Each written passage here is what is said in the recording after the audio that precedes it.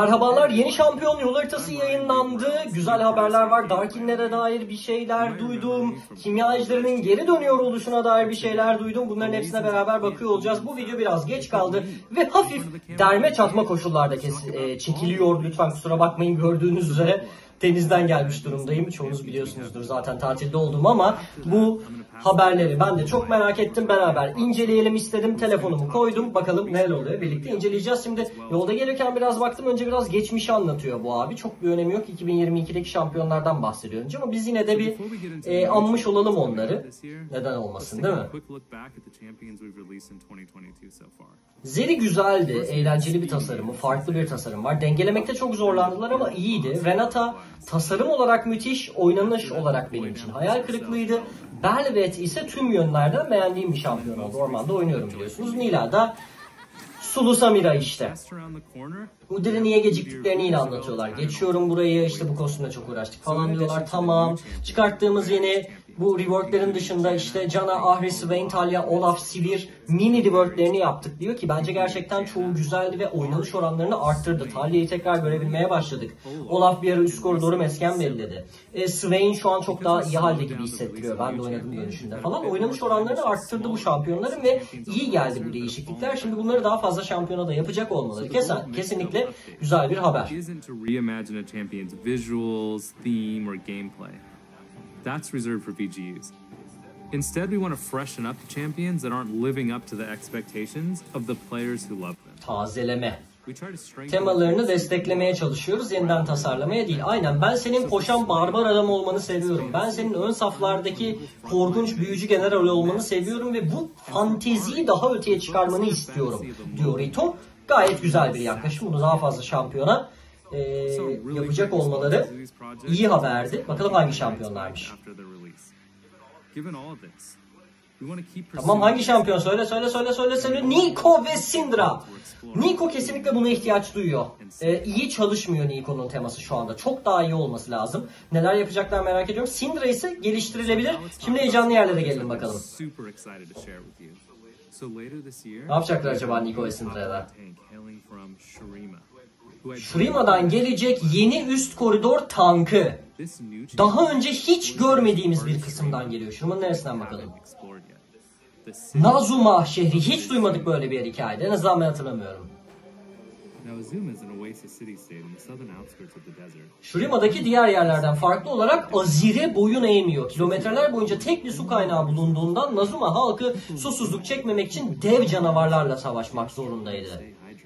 Zorlu bir mücadelenin ardından Vaha'yı ele geçirmeyi başardılar ve medeniyetlerini buranın etrafında kurdular. Şimdi yani tam 500 yıl sonra yeni bir şampiyon aynı canavarları avlamak için Nazuma savaşçılarına önderlik ediyor. Bu canavarlardan topladıkları ender kaynaklarla yapılarını inşa ediyor ve silahlar yapıyorlar.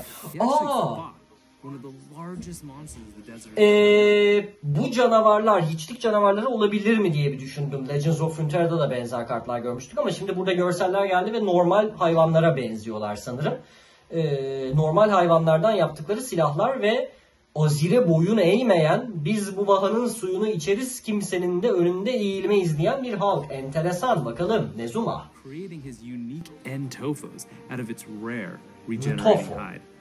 Entofos are huge, blunt weapons that can be used defensively, but at any moment, he can shatter them, revealing carefully crafted blades capable of tearing through any foe in seconds. Soon after, the hide will regenerate back to its blunt form, so he can, bludgeon the crap out of you. It's honestly... Bu deriyi böyle parçalayıp içinden sivri şeyler çıkarıyorlar. Onlarla kesici şekilde kullanabiliyorlar. Sonra deri tekrardan iyileşiyor, silahı kapatıyor ve bununla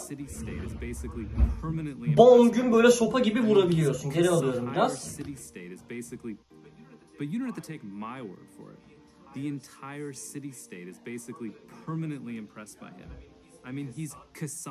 Kısante ismi bile var.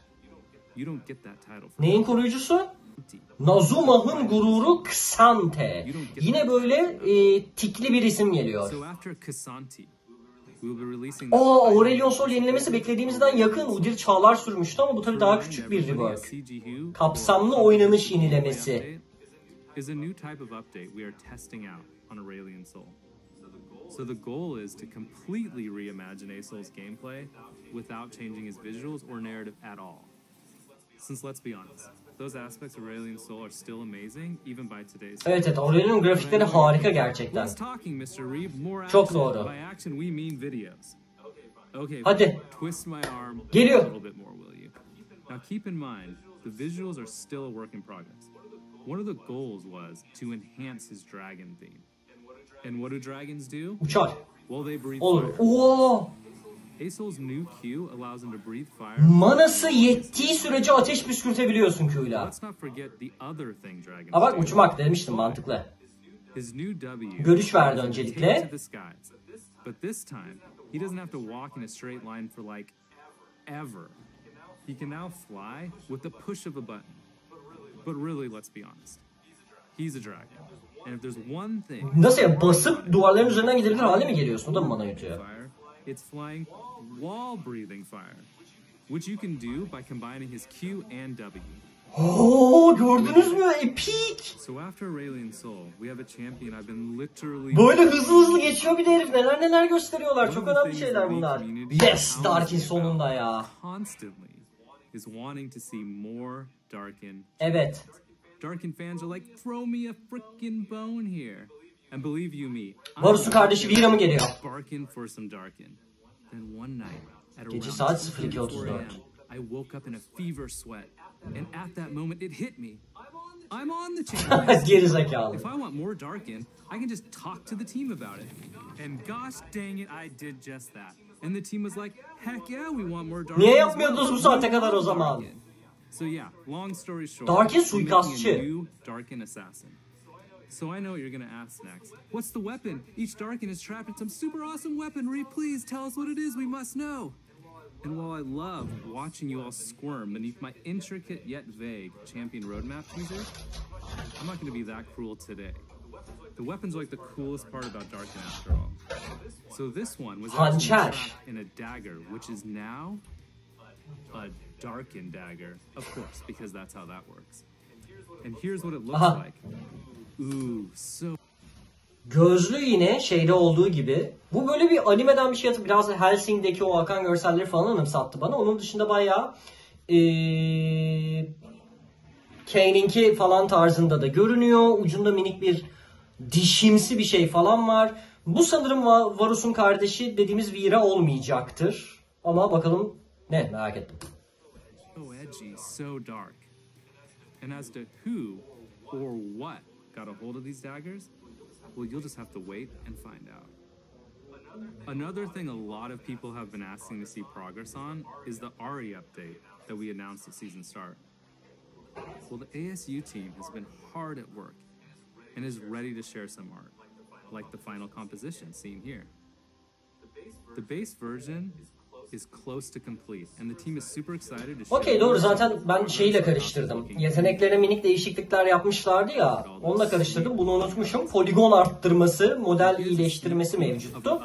Daha güzel bir koşu animasyonu olan, daha HD görünen bir Ahri yapıyorlar. Ahri çok popüler arkadaşlar. Özellikle uzak doğuda manyak gibi oynanıyor. Gelecek yılın başları 2023 Ahri. Okey. So that's about it for champion news. Ama ejder. Ejder. On top of wanting a new Darkin, we've seen a lot of iştal? asking us What? to expand on Hickstal. We've also heard Kiana, Malphite falanın geldiği bölge iştal. Piltover'ın aşağısında Shurima'nın doğusundaki ormanların olduğu bölge, hatırlarsanız yeni çıkan bölgeydi. Erkek efsuncu da çok konuşuluyordu, doğru. İştal'le erkek efsuncu mu geliyor? Geliştirme sürecinin çok başında İştal'li yeni bir erkek efsuncumuz olduğunu söylemekten mutluluk duyarım. Güzel. Bu sefer İştal'in baskıcı ve sıkıntılı yerlerini mi göreceğiz? Oo, çok tatlı görünüyor bu tipler ne? Oh my god, they're so adorable. Well, that's enough cuteness for now. So as promised, let's hear from Riot Roxon on the champion durability update. Abi gelen haberlere bakar mısınız? Benim şehir dışına çıkmamı mı beklediniz? Müthiş gelişmeler ya. Daha bir sürü şey var. İnanılmaz. Hey Selam. everyone, I'm Matthew Long Harrison, aka Riot Froxon, lead game designer on the Summoners Rift team. We work on things like balancing the game, in-game systems like the durability update and items, and preseason. I've got a few things to cover today, so let's jump right into it. A few patches ago, we launched the Champion Durability Update. Our goal was to increase the durability and reduce the damage and healing of every champion in League.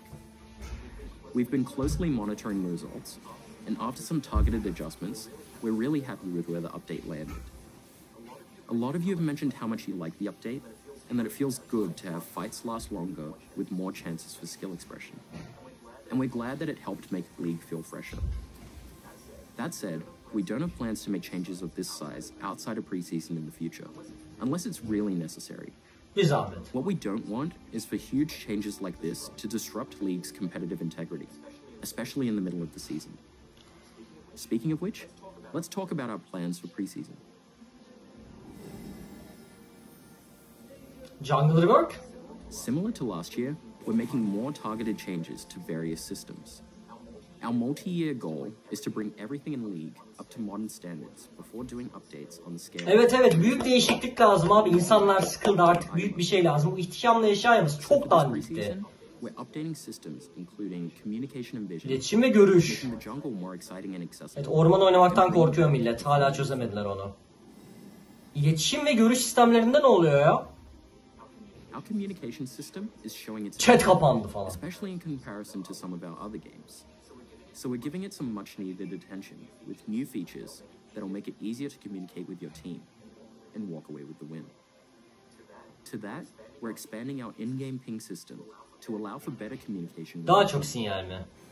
The current system only lets you share very basic communications. And while we Niye mis gibi abi, geliyorum, yardım lazım, limited pings, rakip kayıp ya da ne yapıyorsun deniyor. İmdat.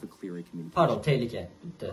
The updated pings will include everything you already know and love, plus expanded vision options and a call to engage. Bunlar ne ya? Ne o tuşlar? Görüş tuşu zaten vardı eskiden. Bu ne, suikast? Ha, rakip kayıp bu çarpı ya da rakip öldü. Çünkü soru işareti duruyor. Soru işareti gerçekten ne yapıyoruna mı dönüştürüyorlar?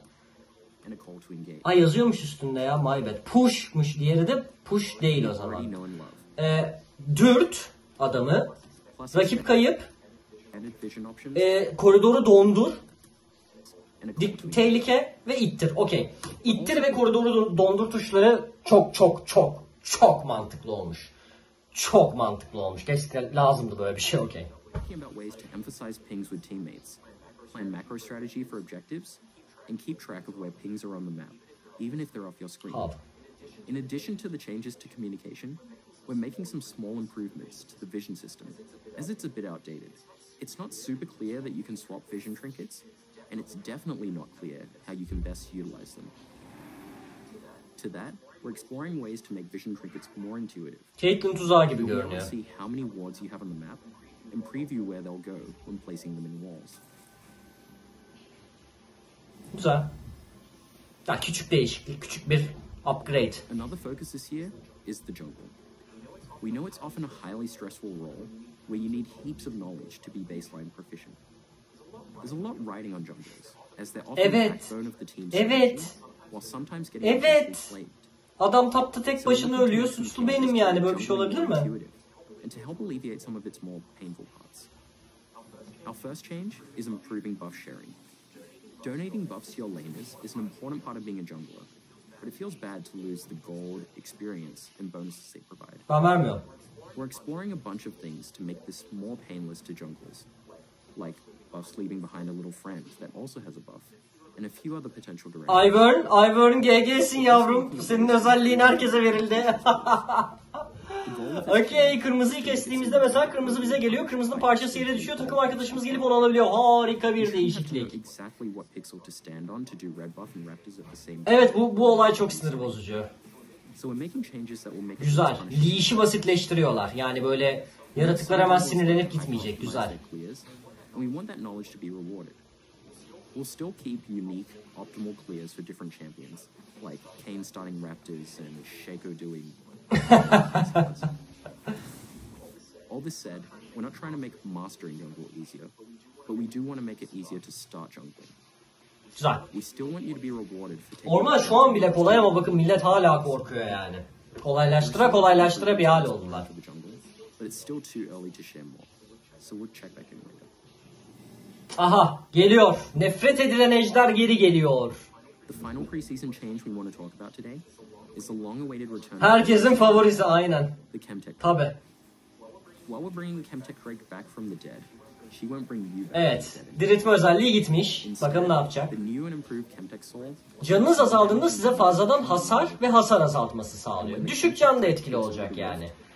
Bitkiler mutasyona uğruyor ve daha güçlü hale geliyor. Nasıl daha güçlü hale geliyor lan? Örneğin keşif çiçeği açığa çıkan rakiplere doğru hareket hızı kazandırıyor. field enemies, Saçar tohum sizi daha uzağa fırlatıyor. Oha! like from blue buff to mid lane. Çok iyi. We still have other plans for preseason, including the usual updates and Çiçekler de daha çok iyi oluyordur herhalde. and we'll share more information about our Can plans erikleri. and everything we discussed today as we go. Harika bir update. That's all I have today. Sona spoiler sıkıştırmışlardır belki, bakalım o yüzden. Everything we heard. I'll hand things back to Reeve to say goodbye. Thanks, Froxon. So as you can see, we have a lot of exciting things in development. And as always, I've had a blast finally sharing all this cool stuff the team has been working on with all of you. Wait.